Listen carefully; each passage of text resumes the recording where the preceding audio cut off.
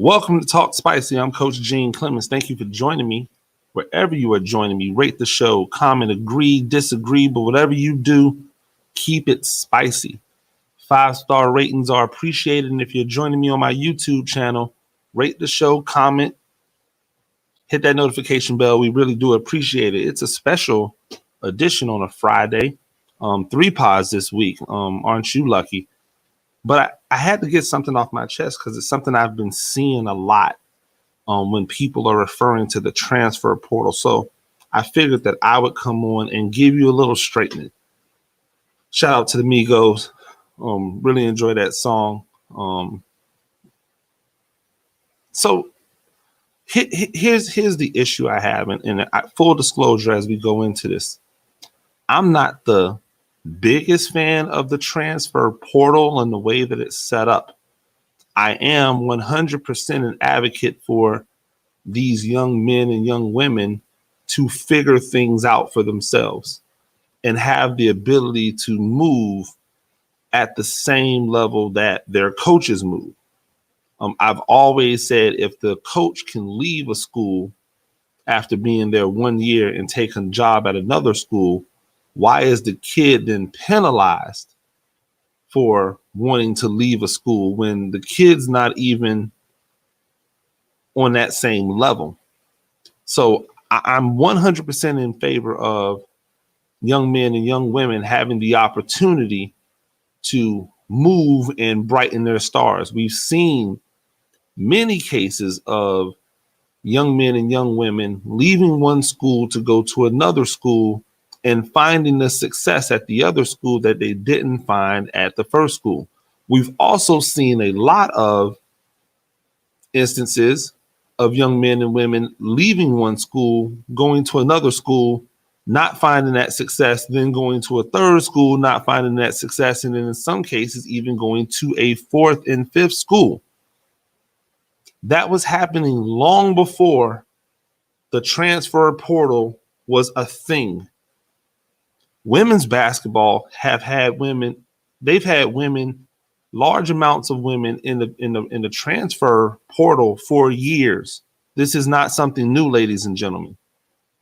So to use the argument, oh my God, there's 1,000 kids in the transfer portal, they're going to be people ending up without homes. You know what? Here's my phone. I've got a calculator on here. I'm going to just make sure I can calculate this correctly. Give me a second. So 1,000 kids on scholarship leave schools. And yet somehow there are going to be people left out. Somehow there are going to be people who can't find homes. Something doesn't add up there. And here's what I mean. If 1,000 kids leave school, 1,000 kids that were on scholarship leave school, doesn't that mean that there's 1,000 scholarships out there? Yeah. Now, does that mean that there are 1,000 scholarships and it matches up perfectly? No.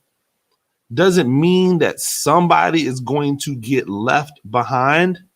Of course it does. But why do we all of a sudden care now?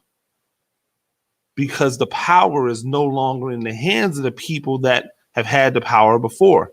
These coaches now have to honor what they tell these players when they recruit them. If you tell a player, hey, you have an ability to come in here and start right now, and then they get there and they do everything that they've been doing, and they don't earn that starting spot because you lied to them and said, hey, you could come and earn a starting spot now. And then you lied to them and say, well, you didn't earn this starting spot. Both are lies. Now, if you recruit the right way and you say, hey, listen, we're going to give you every opportunity to compete, but there's somebody in this spot as a number 1 right now. So you may have to get spot duty, or you may get red shirted, or you may get special teams duty as a freshman, but you're going to work. We see you as a starter in this program going forward. If you recruit the right way, then you retain the right way. But if you don't recruit the right way and you're telling kids things just to get them there, you're telling these 4-star guys and these 5-star guys and these 3-star guys that they can come in and be a superstar right now, which, by the way, that's what they're telling them. And then they go there and you stick them on the end of the bench. What do you expect them to do? They feel as if you lied to them because you did.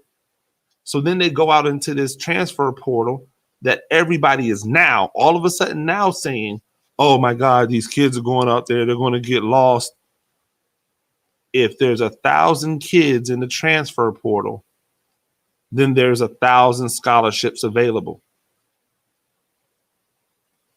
If some kid gets left without a home at the same level that they were at before, there's a good chance that kid probably was not at that level to start with. Let them go find an FCS home. Let them go find a D2 home. Let them go find an NAIA home. I don't care where the kid plays as long as he plays and goes and gets a college degree.